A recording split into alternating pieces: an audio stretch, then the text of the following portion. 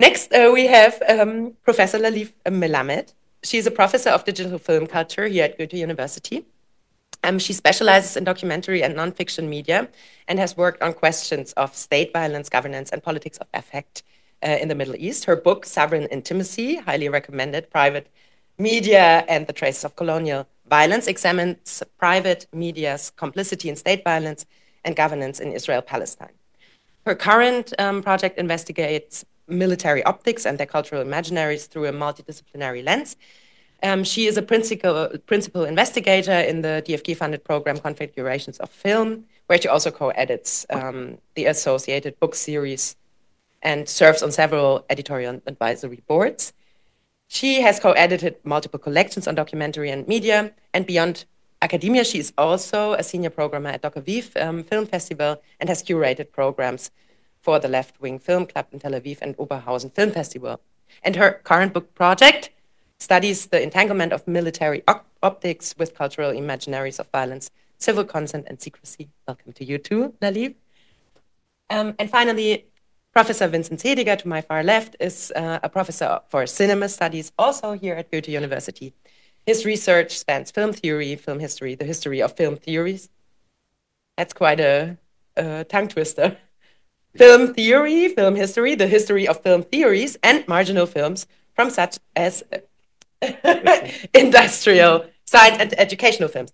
He's a principal investigator at the Research Center Normative Orders here and directs the DFG graduate research training program Configurations of Film. Vinzenz has led multiple international projects focusing on cultural entrepreneurship and digital transformation in Africa and Asia, and on the visual culture of trauma, obliteration, and reconstruction in post-war Europe.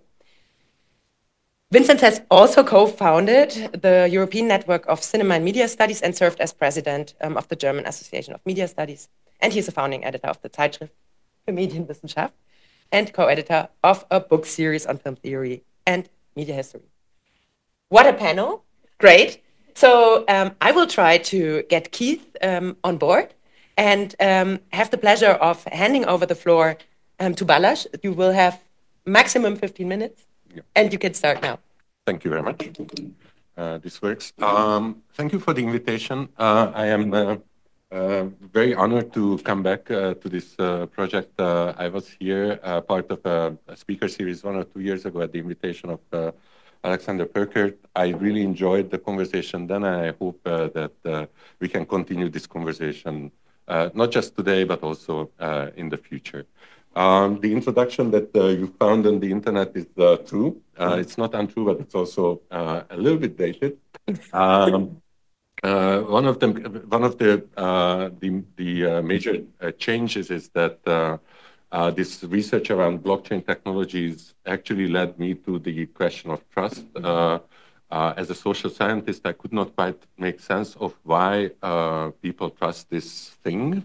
It's this very strange techno-social assemblage which promises to do away trust. That was already very strange. And also, how do we use technologies to engineer trust? That was the 2 questions that came out of that otherwise failed project. And that led to the establishment of the research priority area of trust in the digital society at the University of Amsterdam, where with Linda, we are trying to make sense of like what happens with trust at the societal level when we are surrounded by and reliant on these complex techno-social infrastructures which operate in strange, intransparent ways, and also we know very little of their trustworthiness. So how do we engineer social, re-engineer or remediate trust relations in society? That's one question. And then when it comes to these infrastructural assemblages, what are they doing? How they are trying to produce trust? Which leads me to a desire to actually give another definition of trust that we've heard yesterday. Yesterday, my impression was, listening to the discussions, was that the trust definition used then was very much at the interpersonal psychological level, A trust B to do C in the context of D. Which makes this definition is great, but it makes it also very difficult to actually go to the societal level.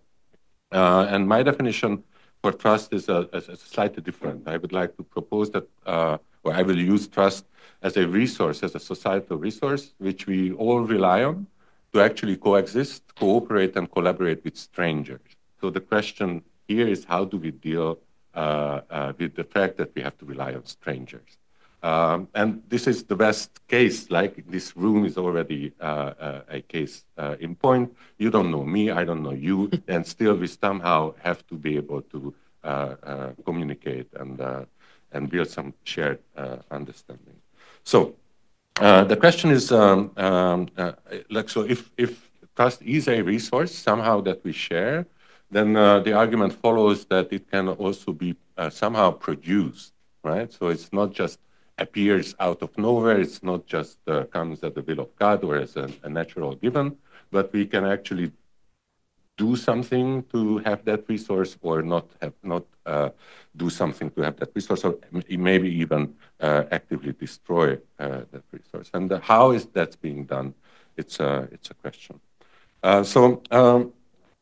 There are many ways to define how this resource actually is able to coexist, allows us to coexist with each other. I would like to focus on one aspect of it, that trust is actually a way of synchronized or coordinated expectations about the behavior of each other, right? So I don't know you, you don't know me, but we somehow have a coordinated expectation of how we're going to behave in this situation now, right? And these coordinated expectations are the things that are being produced. Now, how this happens depends on maybe the scale. All those studies around trade networks in pre-modern times emphasize the importance of ethnic, religious, linguistic similarities, trade networks in the Levant or at the Silk Road, or current trade networks in Southeast Asia, are all emphasizing that ethnic group membership actually helps these networks to operate, because there are signals on which two strangers can rely on predicting the behavior, positive behavior of the other, right? But that's a very pre-modern approach to getting some understanding, getting some signal about how the other stranger will behave. And I think with the rise of the modern state, we have developed another set of institutions whose direct role is to actually coordinate expectations about the behavior of the stranger. When we talk about standardized weights and measures and language and public education and the legal system, it allows us to actually interact with someone we do not know, because we know that they know the same thing more or less as we know, and we know that we know the same rules. And we are expected with more or less certainty to actually respect those rules, right? And there is also the institutional infrastructure to enforce those rules and punish misbehavior. So the modern state, that is my reading of the modern state, is that it's actually a big, giant trust-producing institutional framework, which actually produces trust within the borders of the nation state, right? And it also produces distrust with everyone beyond the borders, but within the borders, we know from Hamburg to Munich, we can expect the same kind of behavior from the citizens of the same nation state. So that's one thing where the question of what happened to us 20 years ago or 30 years ago, which Nick Caldry raised, becomes important. The other thing which I think nation states do, and we haven't discussed that yesterday too much, is like it's an institutional order which helps us to trust by taking care of distrusting. So it's an organized and systematic way to manage distrust, right? So distrust is sometimes the good strategy, right? And building trust on an individual level is super difficult and sometimes costly and maybe impossible even. But we have all these institutions at the state which help us to actually outsource the distrust. So I can enter into a restaurant safely and don't have to be afraid that someone will poison me, because I can rely on state bodies to make sure that the hygienic standards are okay. I can walk down the street and I don't have to harm myself to identities, because I can rely on the police to actually be suspicious of people with bad intent, and so on and so on and so on. So the second function of the state is to actually take care of distrust and lift the weight of distrust from the individual by organizing it in a systematic manner. So what happened 20 years ago, and that was the topic of the round table yesterday. So I very much agree with Nick that internet happened, right? But it's not just the internet happened. And I would like to invoke the German sociologist Ulrich Beck and his claim spelled out in the work Risk Society, that actually what happened around that time at the late 80s is that modernity has bumped into its own limits, right? The modern state has faced its own inability to deal with the problems, the risks it produces itself, right? And trust is a risk handling mechanism. Like, we use trust to actually deal with risks. So these two theories come together at this point. It's like, is the nation state and its institutional order to produce, to synchronize expectations and to deal with this distrust, is actually able to deal with the things that it produces itself. And to give you a very clear example, why and what kind of limit the modern nation state has hit, is that actually it's supposed to deal with risks that go beyond the scale of the nation state, right? So when it comes to global climate change or global mass displacement of human beings, or the global breakdown of infrastructure, production infrastructures in the industrial production value or supply chain or value chain, or global infrastructures of finance or health, what we are seeing is that it is the role of the nation state to somehow deal with issues that are beyond its own capacity to deal with and control risks. So that's, I think, one thing that we keep overlooking, is that there is a crisis in the heart of modernity. And that crisis is actually about, like, is the state apparatus still can be trusted to actually do its job. And of course, there is the rise of the internet and the social media, which is interesting because they are actually started to occupy this planetary scale infrastructure of producing trust themselves. So they are also, like social media, Uber, Airbnb, are trust producing institutions, because they allow us to sit in a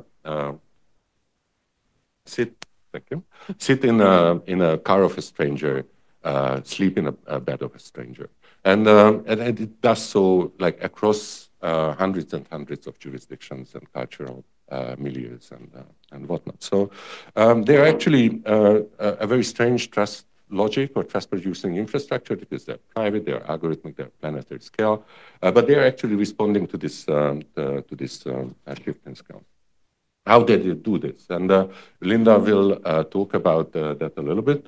And we have a paper under review where we try to understand how do these private trust infrastructures operate. But they use more or less the same logics as the previous ones. They standardize epistemologies.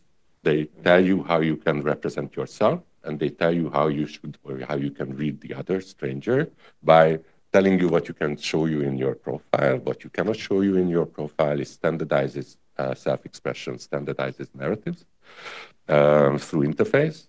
They organize the discourse a la Foucault. So they are actually a discursive dispositive, where they organize knowledge structures through organizing the discourse.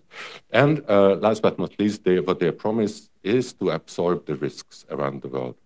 So what they do is, like, you don't have to take care, because we are going to take care. You don't have to scrutinize the individual trustworthiness of your Uber driver. We have taken care of that. You don't have to scrutinize the individual trustworthiness of your Airbnb host. We have taken care of that. You don't have to scrutinize necessarily the truth value in the news item that you saw on social media, because We have taken care of that, or at least we are forced to take care of that because of the DSA, right? So this is maybe a very rough sketch of like what's happening in the logics of trust production, the institutions of trust production. But that leaves the question of like, okay, so these changes are happening. This leaves this question open of like, okay, but that how that actually rearranges or trust relationships in society. So going back to the individual level, how do we trust each other differently just because we cannot rely on the state anymore necessarily, and we are more and more reliant on these private infrastructures. And this I have to leave open because this is what the trust research priority area is trying to understand better. But I would like to finish off with one half-baked idea that we discussed with Linda this morning. And I'd like to throw it out for the conversation.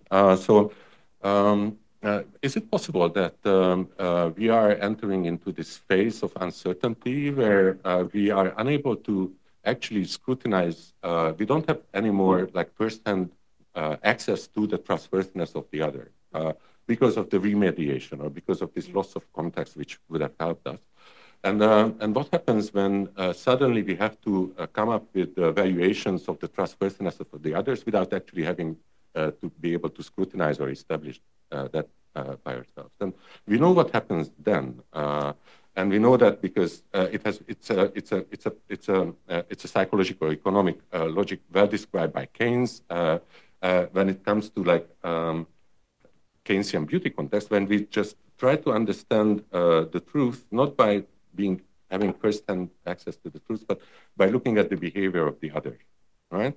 And the speculation about who's trustworthy is, I think, what's taking place in the blockchain space, in the economic bubbles, in the political sphere, where we are unable to anymore establish whether that politician is actually trustworthy, but we can actually look at whose others are trusting.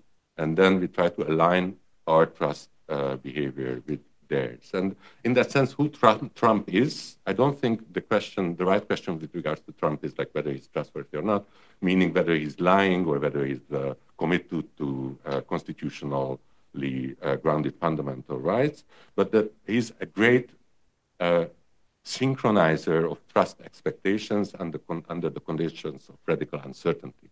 And he's the mega head. He's able to signal to everyone else around in society who's trustworthy by some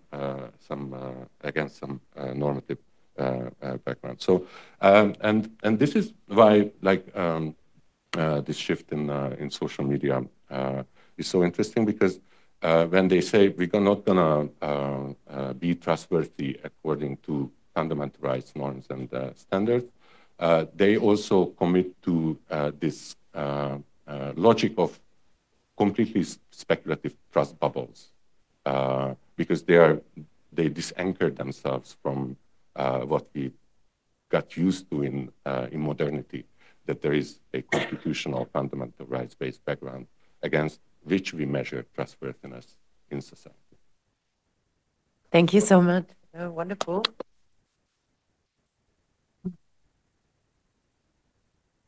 And Keith has now joined us online. We're going to nonetheless move on to Linda, but maybe let's say hi to Keith for a second if we can.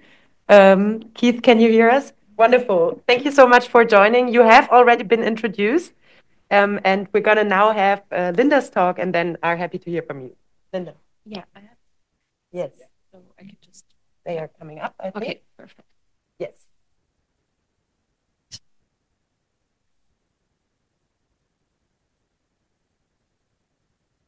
Oh, perfect. Thank you.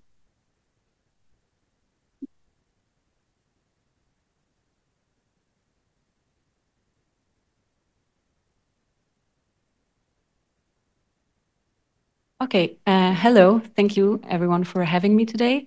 So I will try as good as possible to connect to Balazs' talk. As you've just heard, we're working on this theory of trust production and how digital mediators are involved in this sort of way of producing trust or disrupting trust in society. And of course, a question that comes up, maybe for many of you or most of you, it's also a rhetorical question, is, are these actors trustworthy? I want to look at it really more from an empirical perspective and really figure out, okay, what if we look at the units in those big platforms that are supposed to ensure the safety of interactions, the trust in interactions of people, between people on these platforms. How do they operate? What do they do? Can we somehow assess the trustworthiness of their actions, or maybe not? And for that, I'm interviewing trust and safety analysts. So far, we've been interviewing around 20 experts on that. And I wanted to share just some initial findings of that. So maybe to start off, I just want to have us all have a common understanding of what do we mean by trust and safety, and I've worked my way around certain definitions. So one good definition could be trust and safety are policies and practices that define acceptable behavior on content online and or facilitated by digital technologies. I think that's a good definition, but I think it's also very passive. Because we also focus on the behavior on content online, and also the way that is facilitated by digital technologies. So I don't really see who's the actor that harms here whom. So I think a little better definition could be trust and safety is the study of how people abuse the internet to cause real human harm, often using online products the way they are designed to work. But also here, I think it's a bit too much focused on also users and not necessarily any accountability of the platform. And there's also the problem of, we talk about only online harms. And as Balazs also just mentioned, we are using Uber and Airbnb and dating apps. And I think there we often have the issue of real offline harm. And not only in those apps where people actually meet. I think when we look at these weird TikTok challenges that actually result in teenagers harming themselves, or I don't know if you've heard of the term sextortion. It's like kind of blackmailing when you create like some kind of bond with someone online, and essentially you blackmail those people, often vulnerable teens, to then do something which results in real offline harm. So I want to highlight that trust and safety, as often assumed, is not only about content moderation, it's also not only about user-to-user abuse, and the distinction between online and offline risks, in my view, are transcending. So something a bit more apt, in my opinion, would be to say that trust and safety refers to platforms' efforts to prevent and take actions against user-to-user and platform-to-user harms, wherein platforms are the digital mediators whose due diligence, design, and content policies influence the trust and safety of all interactions. So having said that, I hope we're a bit on the same page. Later, I'm open to criticism, but this is the outset that we're starting off with. Now I want to quickly also talk about the functions of trust and safety. So what do they do? What do they deal with? And I've made this kind of maybe simplistic, but still, I think, a kind of apt taxonomy of harms that they are dealing with, such as violent and criminal behavior. So that involves really also the actions of criminal organizations, child abuse, and all of this really ugly, dangerous stuff. Then also we have the problem of regulated goods and services, so the illegal selling of weapons, drugs, and so on. Offensive and objectionable content. We also have the issue of user safety. So I just mentioned these TikTok challenges and sextortion things. Scale abuse, that would be like things like spam, malware, or identity fraud, inauthentic behavior, and deceptive and fraudulent behavior, which would be defamation, for instance, or also impersonation. And again, then another thing, maybe it's a bit more obvious, but why would companies care about setting up trust and safety teams? So one would be some sense of feeling of corporate responsibility or peer pressure among platforms. The other thing is the avoidance of reputational risks. Another thing is also linked to user engagement. So obviously we want a platform that operates frictionless, that doesn't cause any headlines. We want users to have a good experience. Marketing strategy is also a key point. Regulation as well. public pressure, and also some sort of principle spillover. So maybe there's like a privacy by design framework, and that leads us to set up certain activities in the trust and safety frameworks to uphold this as well. So that's a bit the background. And now I want to go back to our initial questions of like, to what extent can we expect platforms to be trustworthy?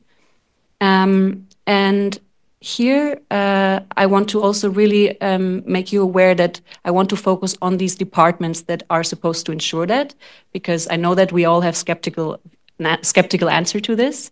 And I want to also give you the motivation behind this research, that I think the insights into this can actually inform regulators that try to govern or try to impose some rules and restriction on these platforms to do this in a more nuanced way, maybe that is being done now. And in order also to answer this question, I want to highlight the framework of Meyer, who made this triad model of trustworthiness by focusing on three concepts, which are ability, benevolence, and integrity. Whereby ability can be understood as a trustee's skills, competences, and characteristics that are relevant to a specific domain. Benevolence would be the trustee's genuine desire to do good for the truster beyond some self-interest or profit motives. And lastly, integrity. So that would be defined as like the truster's perception that the trustee adheres to principle deemed acceptable and also in a consistent way. So now we have those three dimensions, and now I want to go into a bit the findings that we have so far from the interviews of, okay, what is happening in these platforms? And we have three main challenges. I had to be a bit more concise. There are a lot of challenges that they're facing and a lot of issues, but there were three that for Balazs and myself really stood out. The first one would be issues in the content moderation. So one of the first aspects here is that it's extremely costly and resource intensive, simply because there's a lot of content, a lot of users, so you need a lot of personnel to do that. And ideally, this personnel should be trained, which is often not the case because it is too costly. So that is one thing, that there's just not enough investment in this. So it's like it works very superficially and with untrained individuals. A second issue is also that many of these workers are outsourced. So there are some third company content moderators that do not actually work exactly for Meta or Instagram, but they provide the service, which is, of course, also then linked to the issue of some harmful working conditions, because oftentimes those people are completely overworked, confronted with very harmful content for multiple hours, and not also being reimbursed in the appropriate manner, let alone have the psychological support that maybe they would need. Then the third challenge is also the volume. So it's not a surprise, but there's just so much things being uploaded that platforms are simply overwhelmed. So they don't know how to handle this. This is in fact something that out of 20 interviewees I've talked to, 20 confirmed that this is a major problem, which was to be expected, but I think it's important that everyone actually flags this without me even asking. And the fourth problem is indeed the working conditions. So many moderators experience burnout or trauma after a few years. This is, by the way, then linked to the reason of why they're being outsourced. And there was also a bit of a tough quote that I would like to let you know, to understand a bit what a kind of recycling profession this has become. So one interview explained that being a content moderator is a very taxing job. What you see, what you hear is that like it wears on you. It's nonstop. And so the folks that you hire, they're going to be cheaper, but they can only do it for a couple of years before they get burned out. And the folks that were hired to do these entry-level positions, they weren't necessarily hired to do that forever. So we just use them for a bit and then we replace them. So this is one of the realities of content moderation. A second challenge is an organizational clash, which I heard also often. So you have to imagine, we often see platforms as this one big institutions, but we have different departments, right? So there's trust and safety, and then we have product development, business teams, and they all have their missions. And the business team, they really need to focus on or the marketing team needs to focus on how do we market things, how do we make things look attractive. The product development needs to focus on constantly on new innovations. And then you have the trust and safety, or maybe also closely linked with the compliance team, that are trying to do serious stuff, but then there's other departments that have just better ideas. So one example is that, I don't know if you know the firm BlaBlaCar, they had this great idea, the product development team had this great idea that you can connect travels. So as you know, you can book private cars, but also public buses. And so in Brazil, I think, was the first pilot of this thing that you could basically book a car that would drive you somewhere where you could then take a bus that then brings you somewhere. And they had cases where the cars drove them somewhere. No, sorry, it was the other way around. The bus drove them somewhere, and then there was no car to pick them up because maybe the driver canceled. So the trust and safety team was way too behind to actually come up with a policy because the product was basically launched. And this is the constant clash that I'm talking about that makes it just hard for them to actually, even if they operate in good faith, that they actually can do their job in a proper way. Similar things are related to content policies that constantly are being updated, but they're also updated according to the policy preference of maybe some executives or some policy developers. So when we think about the Israel-Gaza issues or some more, also some other societal woke problems, how do you deal with them? There are always some internal clashes. So this is the challenge I'm referring to here. And then finally, this is a third challenge, but it's also a bit resulting out of this, is that essentially trust and safety is some sort of self-governance framework that stands in contrast to platforms' business models. We all know maybe of the term rabbit hole effects or filter bubbles. So getting rid of that would actually require that we deter user engagement to make it a bit less comfortable. But at the same time, platforms exactly want this, right? So they cannot be really removed. Another thing is that investing in more trust and safety expertise is actually not really profit-generating behavior right away, but the platform wants to make profit. So why would we invest in more content moderation expertise or psychological support or advice? And then there's also the issue of transparency and accountability. Ideally, you would maybe publicly communicate about your risks, but you don't want to ruin your reputation of what your platform actually is doing in terms of harms. No social media platforms wants to say that we are completely ruining the life of our teens. So that's also not, that's that paradox that I'm talking about here. And then last but not least, this is also, by the way, research that we're looking into linked closely to the DSAs, that risk mitigation measures. How do we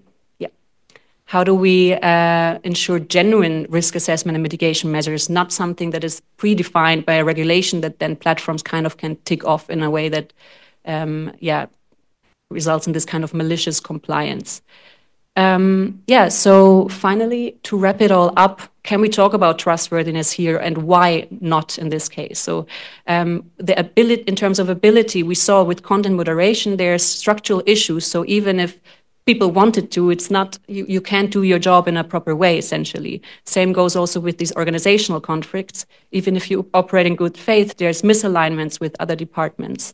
Then we also have the benevolence aspect. So again, there's these clashes between trust and safety teams and profit-driven business priorities, which basically limit those teams' ability to act in the truster's best interest. And the same goes with the governance paradox, which incentivizes platforms to prioritize things like engagement over real safety measures. And finally, integrity, and I think we've also seen this now in the recent news headlines all the time, is that we have these inconsistent practices depending on profit, political power, political strategies that directly undermine integrity. So we don't really have a consistency of set of values that we can talk about. So maybe to wrap it up, the main problem that I see here is not really a decline in trust, because for some reason, users still use it in a way, rely or maybe, kind of have this sense of trust towards platforms, but these platforms prove to be untrustworthy again and again, but it's operating really much in the background of things, because they manage to often simplify things, make things convenient, make things familiar to users. yeah, I think my time is up. So I wanted to thank you, and also just a shout out again to Balazs and I, research in the trust research priority area in Amsterdam. If you're interested, we're also launching our first trust conference. So with the closing of this conference, there's an opening to another one.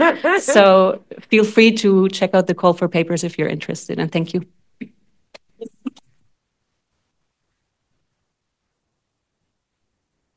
Wonderful. Thank you so much, Linda. Also great fit between the two talks. So let's move on to the online space and invite Keith.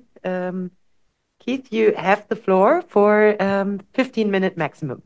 Thanks, Hanna. I don't know if there's another presentation. It would be useful for me to be able to hear one more. I don't know if that's fair. I don't mind giving mine now, but it might be more useful to have one more person yes, speak of course. first. I think then maybe yeah, let's move on to Laliv first, and then Keith will have you right up. Thank you. Yeah. Okay, great. Laliv, then you're up. Yes, they are coming up, and I'm sorry. I'm making a small challenge for the technical team.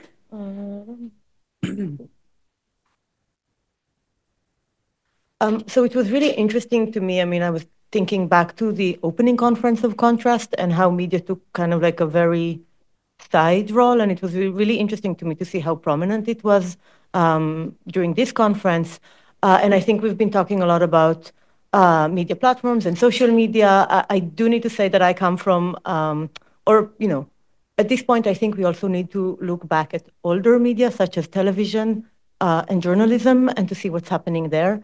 So the talk I'm going to give, I mean, while also accounting to the role of social media, is going to more focus on let's call it these kind of platforms. So in preparation to this panel, Hanna sent us a great list of questions, and I'm going to respond to these questions and questions raised here also yesterday by presenting part of research that I was conducting into the discourse around visible evidence in the Gaza war. And for the sake of time, I will present only one case study out of three. This is by no means an exhaustive analysis, but a way to start a conversation. I should note that while I concern myself with questions related to evidence, the aim of my analysis is not to determine what happened or which evidence is trustworthy or truthful, and it is not because I think truth does not exist or doesn't matter. But my aim is to note the entangled discourses around the mediated attempts to determine evidence. Therefore, to understand the conundrum of evidence in the Gaza war through the conditions of media production, distribution, its aesthetic form, and political instrumentalization. So, it's not only a question of trust, but also a question of belief, I would say. Let me start by somewhat of an anecdotal manner. One March evening in 2024, when the IDF spokesperson, Daniel Hagari, gave a press conference stating to display evidence of the use of Shifa Hospital in Gaza City as a Hamas operational center, my Facebook feed seemed to develop a schizophrenic reaction. The very same forensic arsenal, graphs, topographical maps, aerial photography marked with red circles and spliced with arrows, CCTV footage, drone imagery, 3D simulations, and not to mention Hagari's own affirmative performance, were cited widely by my Facebook community, but along a sharp ideological divide. Sometimes the very same evidence was either endorsed or repudiated, affirmed or ridiculed. It was as if evidence is not a standalone thing, so an empirical trace of an event that had happened, but an ideological project, tentative, always to be suspected. This instance seemed to crystallize some of the contemporary social malaise when it comes to media and war. First, the increased polarization when it comes to social media and its growing effect on the public sphere. We've discussed it widely in this conference. Second, the already binary distribution of life and death and their representation in the Israeli-Palestine conflict, what Akila Mbembe would term its necropolitical logic. Third, the development of new technologies that active in both operational and representational aspects of an event that grant technology an agency that I believe should be carefully probed. And by this, I'm talking about the automation of different process of intelligence and probing that media is doing, media technology is doing today, and optical technology is doing. Fourth, a shift in the relations between the state and institutional media. And I think there is a tension in my talk also between, privatization of state responsibility, but also how the state still plays a role. And I'm not sure I'll get there, but it's definitely there. And lastly, the use or the abuse of evidence as means of legitimacy and legibility of war. Such abuse invites eminent suspicion as it turns forensic into a theater of forensics. Okay, I diagnosed the conundrum of evidence by looking at 3 case studies. First, forensic investigations into the blast in El Ali Hospital's car park on October 17, 2023. Second, the ongoing investigations of sexual violence during Hamas attack on October 7th. And third, the Flower Massacre on February 29th, 2024. So today I'm only going to talk about the first one.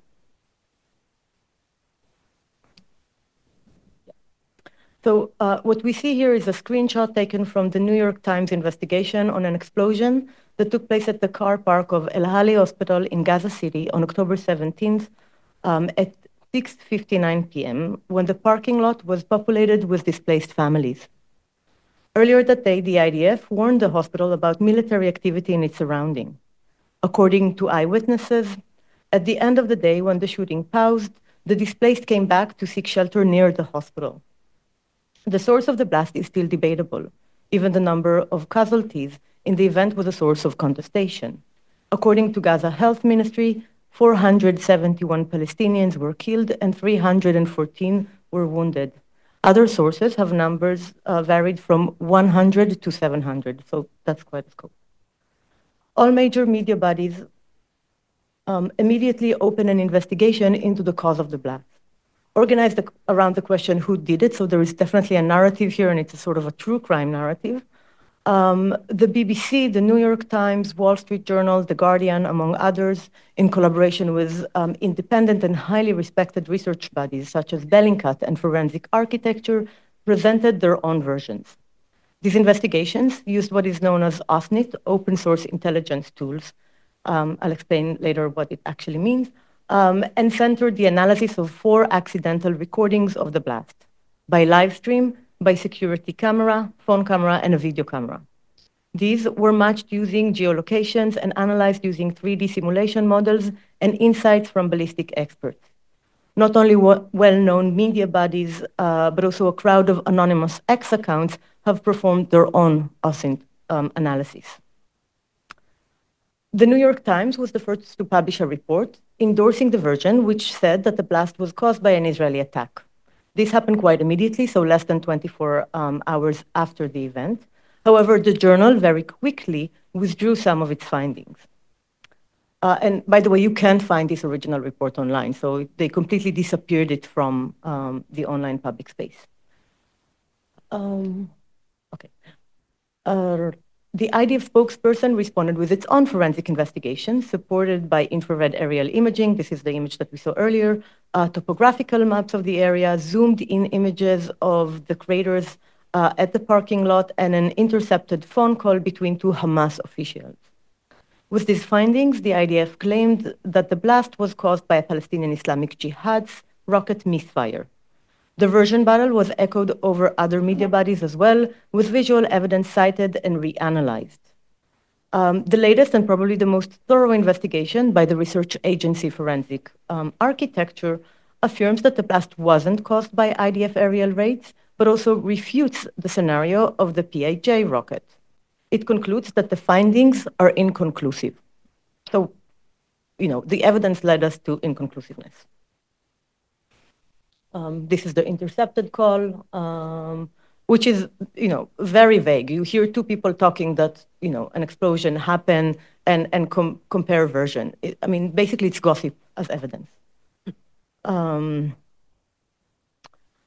OSINT, that is media and data that are readily available and can be used for open intelligence investigations, became prominent during the Syrian civil war and the Ukrainian-Russian conflict, so even before the war started in the Ukraine. In the case of Gaza, the lack of access on the ground make OSINT tools extremely prominent. On the other hand, the immediacy of the reporting compromises processes of analysis and distillment of data that OSINT necessitates. So we use this tool, but we use it in a way that is completely irresponsible. There are a few things that I want to consider here. Firstly, in the process of production, OSINT investigation are highly synthetic process in the sense that they entail synthesizing, processing, and juxtaposing a mass of images and data. This entails gap and a level of speculation which makes OSINT-based evidence quite fragile or even weak.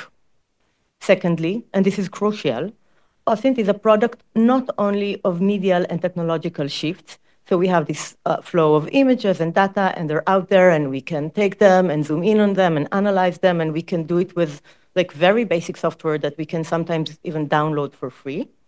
But crucially, due to an institutional shift that I want to locate in journalism itself. OSINT emerges from the idea that knowledge should be produced independently of official, mostly state-dependent intelligence and media bodies.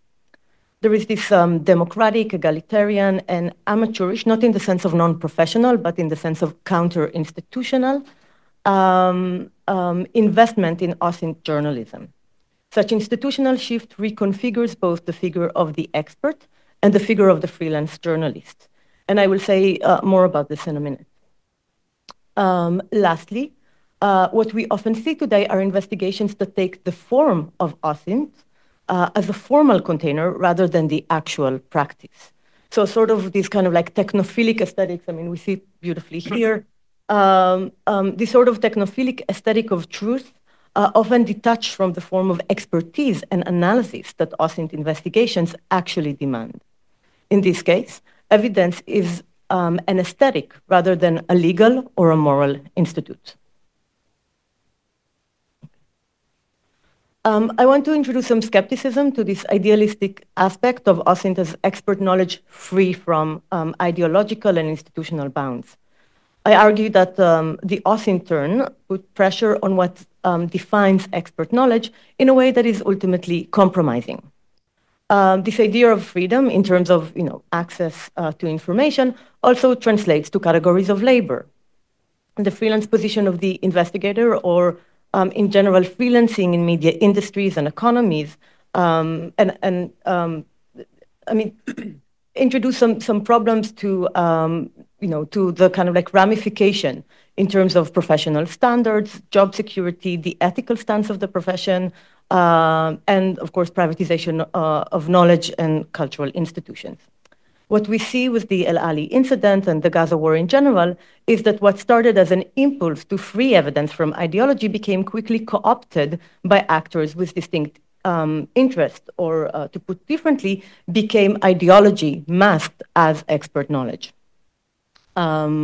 So, I mean, on the one hand, we have this kind of like, wild deregulation, but on the other, I would also say we have enhanced regulation of information that we see with the Gaza conflict that, is presented through the banning of information coming out of Gaza in the form of blocking access to international press or facilitating it only through, accompanying IDF soldiers. So, the perspective that the press get is very, very specific. The targeting and killing of local journalists, and also the shutting down of the internet. So we have this enhanced regulation that make the Israeli state the main source of information that is coming out of Gaza, and this is something that I talk a little bit in my third case study that unfortunately I won't cover today. A second point that should be made is the scale of this investigation. They tend to focus on details, sometimes on the expense of the larger frame. So we closely examined the crate that the blasting left, but it leaves out of the frame that this is a hospital parking lot, that there are displaced people there. We try to determine who did this specific event, but by now these kinds of massacres of the displaced and the helpless accumulate, become a pattern devalue time and again the life of civil population in spaces of war.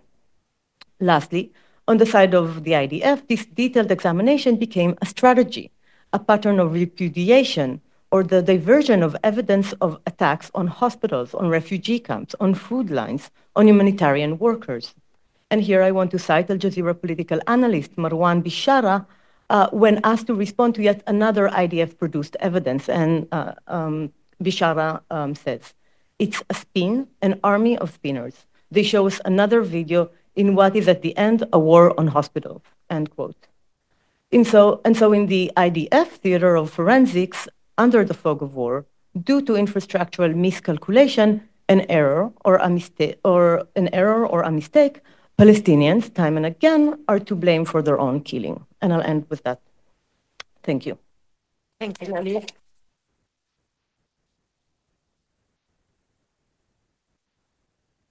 Thank you very much. We already had have a lot of food for discussion, I think. But I would now like to invite Keith and then afterwards Vinzenz to give their talk. Keith, yeah, great. Thank you very much. It's very interesting. I'm sorry I can't be with you. But as you know, it's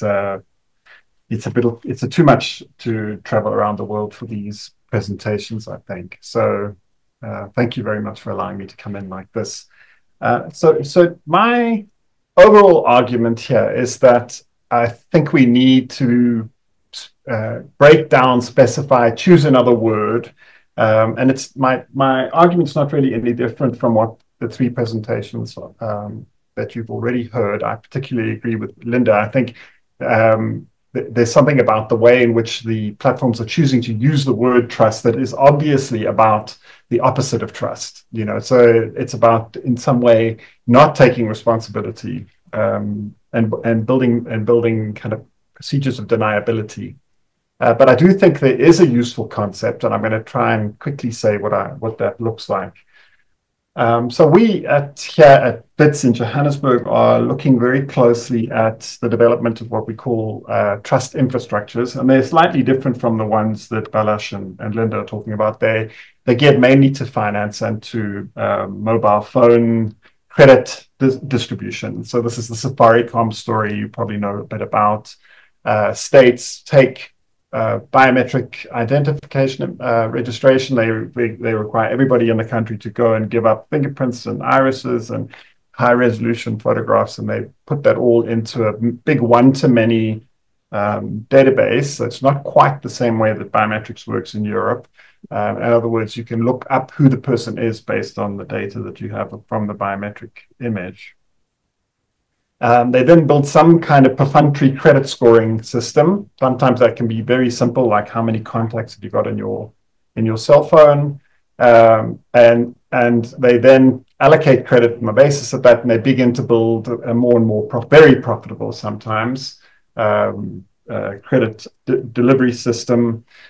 States keep pushing them to build stronger, what we call know your customer requirements. So, that's, for example, the state will say, you can't issue more than $100 worth of debt unless you know where the person lives. That's a much more complicated problem on the African continent than it is anywhere else, because the colonial state really kind of deliberately refused to build mechanisms of addressing. So the vast majority of people have no reliable form of address, and all our kind of finance systems and depend ultimately on addressing. That's really how debt collection has always functioned. But there's a growing pressure from states to do that, and that's building geolocating apps. People, you have to put the phone in a particular place for 48 hours before they can issue debt to you. And there's a growing effort to try and make addressing systems work. But at the end of the day, what really makes these credit systems work is blacklisting. So if you don't pay, they'll blacklist you, and there's a whole set of moral consequences that can follow from that. All of that, they're called trust infrastructures, but they must function really as what we would call infrastructures of mistrust. It's trust for the lender, but it's certainly not trust from the borrower, because as you all know, the minute you have any device that's available as a source of money, you begin to become subject to attacks. People trying to find ways to dispossess you of the resources that are sitting in your online bank account. And so companies pitch these things as being about building trust, and as soon as they've built them, they turn around and say, you must be very afraid, you must be terrified because someone's going to come and steal your money. So you must never give your PIN out to anybody, never share your password with your relatives, and they try and scare the bejesus out of everyone, with the effect actually clearly of building a kind of pervasive sense of not exactly social collapse, but very strong feeling of mistrust and unhappiness. And the numbers here are really enormous. So, very large numbers of people are being subject to well worked out attacks of this kind. So in a way, what I would say is it's pretty clear that to speak about the trust building quality of a platform, any platform, is a kind of non sequitur. This is the opposite of how they work. And I don't think this is new. I would say this has always been, and I know anyone who's a media scholar is going to agree with me, so this is hardly controversial. It goes back to the 17th century, to Don Hershoff's critique of Habermas.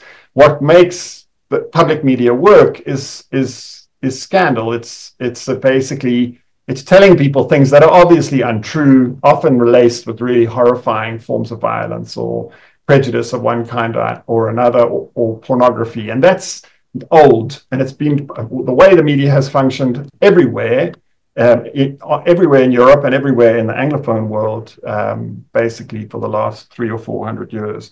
It doesn't make any sense to speak about the media as a platform of trust. I know they do that, and they keep saying, you must trust us, but it's you can see the way that people sell the newspapers relies enormously on ramping up the threat of corruption, and really without ever beginning to talk about what the possible, for example, benefits might be of corruption, how corruption can be can incentivize certain actually very positive things. You'd never get a kind of calm, ambivalent way of thinking about the misbehavior of elected representatives. The media do this as a way to basically resource themselves and to persuade people to buy their content. And they do this online, and the platforms do this in exactly the same way that newspapers have always done it.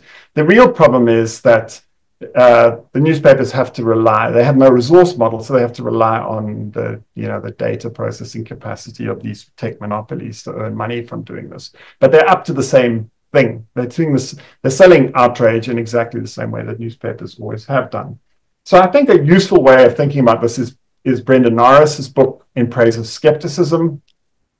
I really like her idea that, in fact, a real democracy is dependent on what we would call systematic, a critically skeptical electorate. People have to be ready to evaluate all claims. And the real problem is not so much trust as credulity. So what makes people believe things that are obviously false? That you don't get COVID from a 5G tower.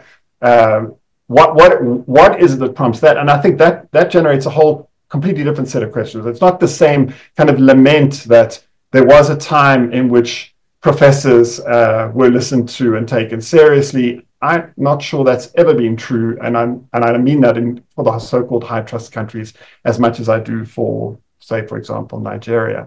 I think it's much more useful to ask ourselves about where kind of systematic mistruth and scandal comes from and why it works well in certain contexts. All right, so I do think that this is ultimately really a question of what we would call liability, and the issue is starting to change in interesting ways. So one of the things that's happened in the last couple of months is that the number of these, what we could call international attacks on people's online banking systems has grown so large that the European Union and the British state, the Singaporeans, the Indians, the Chinese, they're all basically implementing what we call liability tests for the first time. They're saying to banks, this was released in October, that if someone breaks into somebody's bank account and there's not obvious, unless the bank can prove criminal activity, the bank is liable for up to £85,000 of the funds that are removed from that person's account.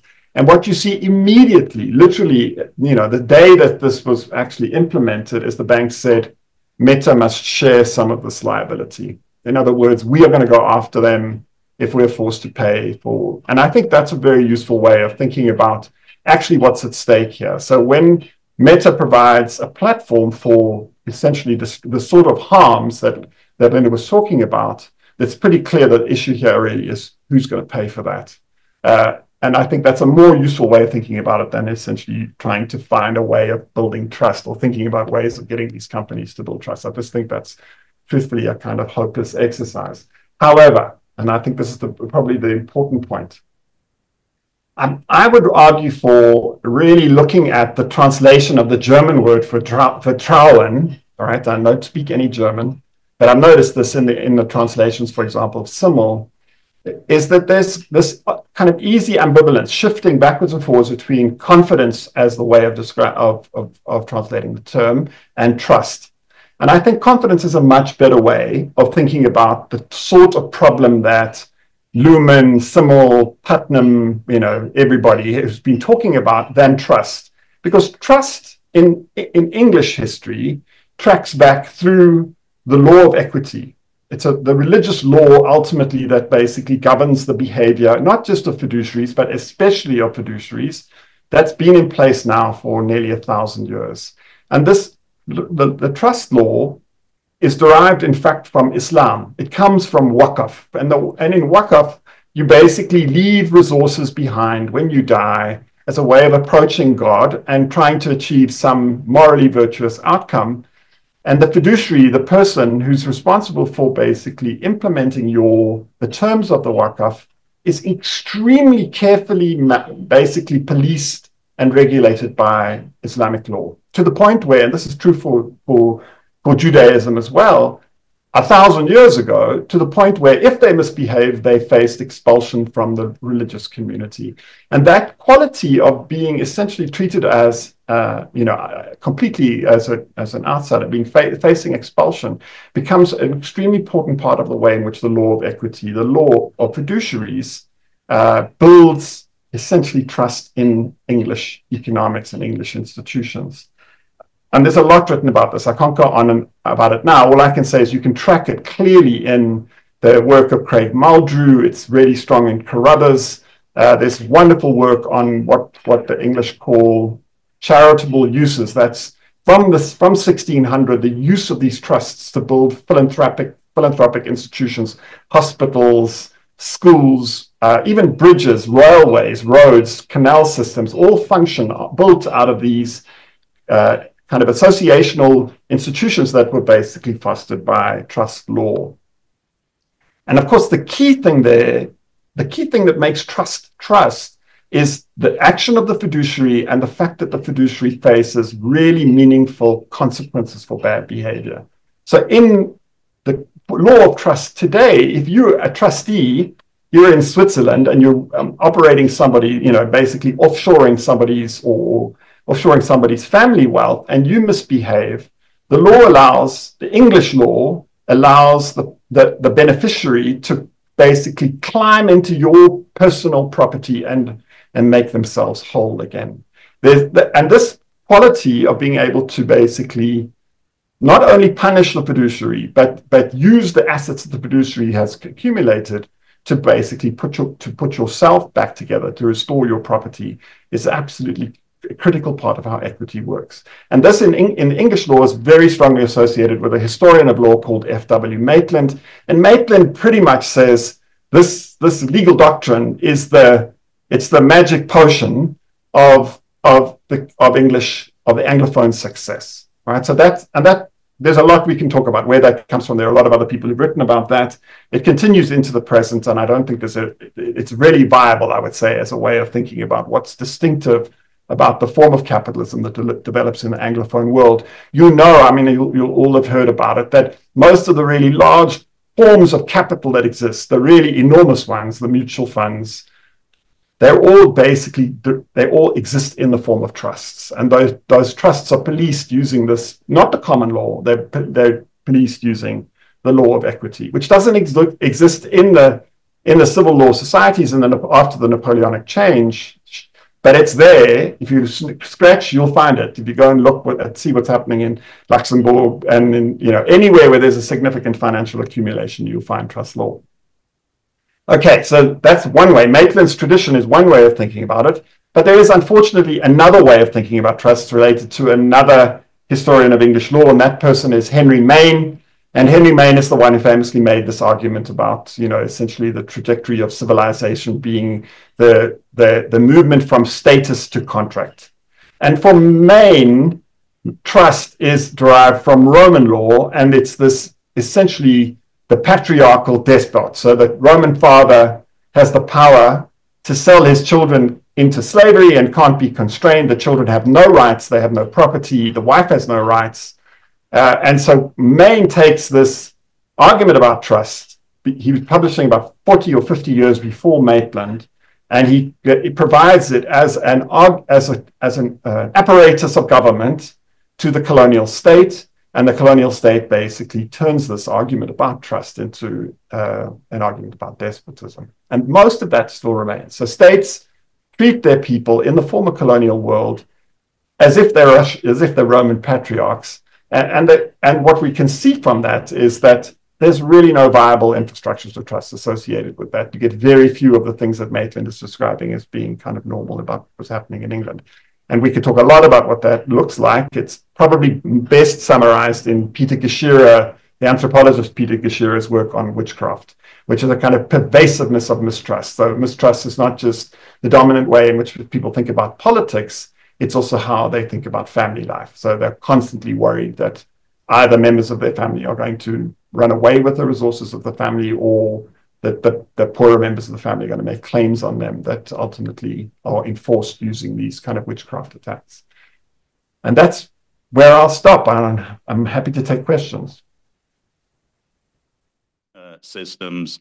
And what we're going to look at in a way is a form of fiction that is not authorized. We're going to look at a short film that in media studies categories will be described as a fan-made film or a fan-made tribute trailer to Trump.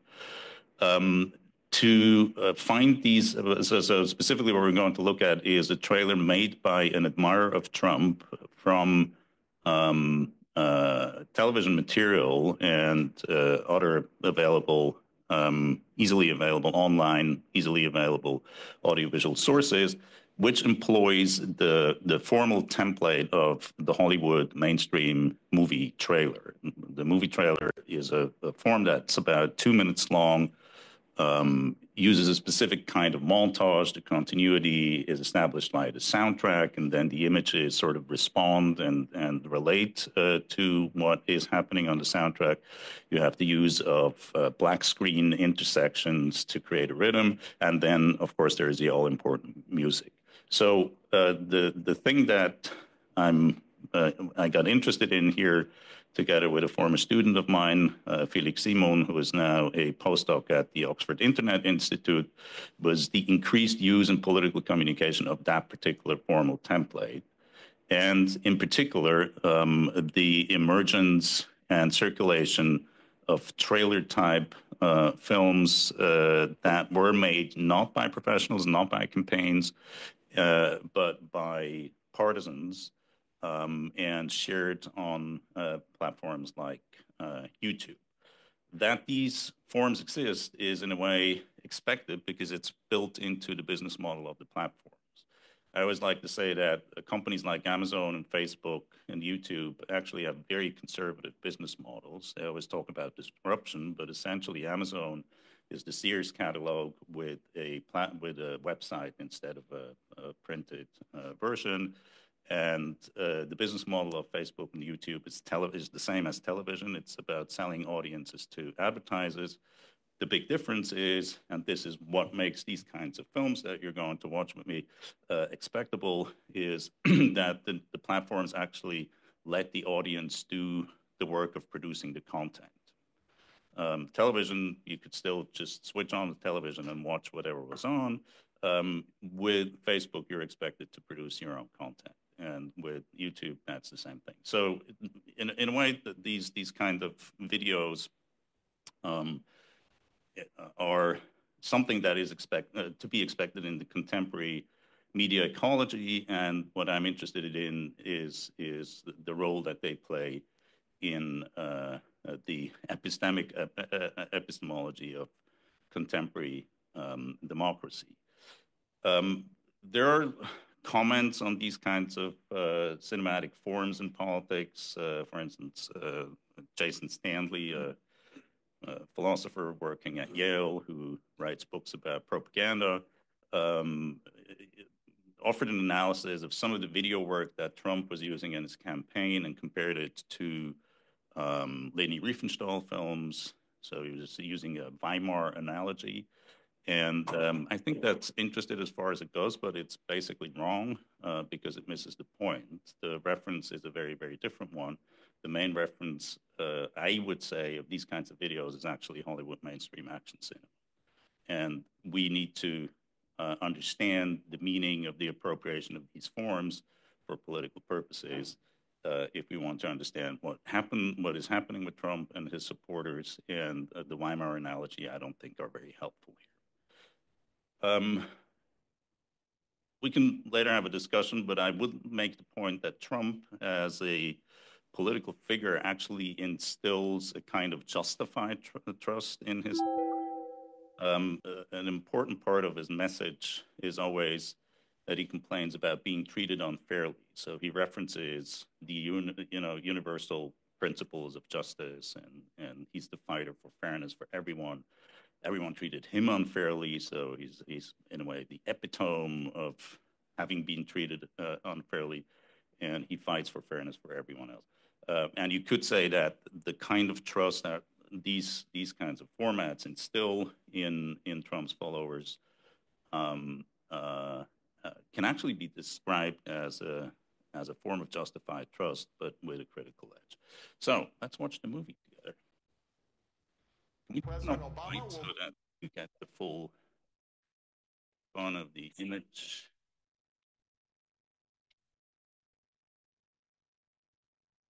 Normally at the end there is one that just turn off all the lights. No. Okay. Go down as perhaps the worst president in the history of the United States. No. At real Donald Trump.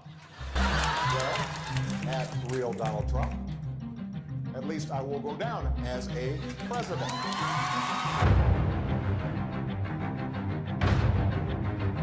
Now America is once again at a moment of reckoning.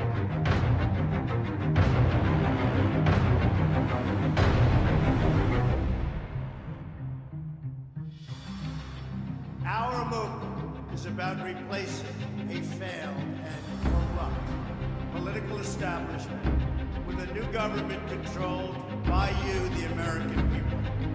We will make America great again.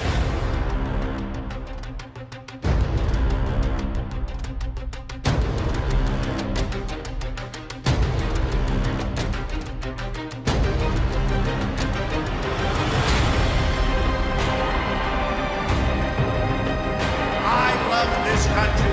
It's payback time. We're going to take our country back from these people. He will never be president. I will move to Spain or somewhere. We're going to win at so many levels. We're going to win, win, win.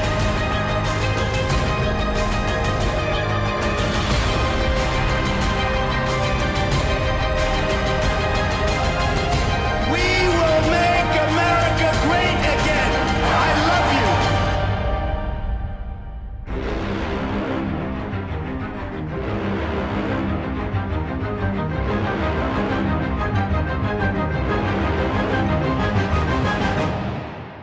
Mr. President-elect.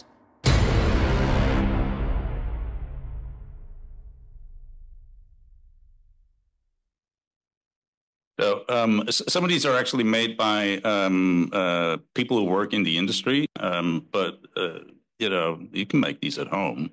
They're very easy to make. All you need is this and an editing software.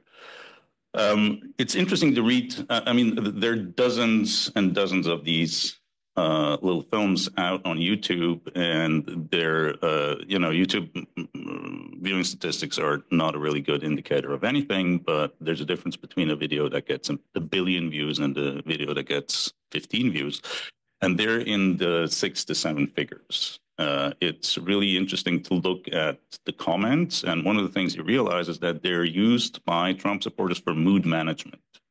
So somebody will say, whenever I'm down, I go back and watch this video and I feel great again. Margot. That's the kind of comment you get. So they're not really campaign videos. They're more, used for reminiscing and for, I would say, renewing a trust relationship that in this particular case, again, I would argue, serves to alleviate the burden of citizenship. And I would insist that what we're watching here is still very much within the boundaries of a democratic process. What it does is that these kinds of media formats foster a parasocial relationship between the viewer and the character that is the main character here.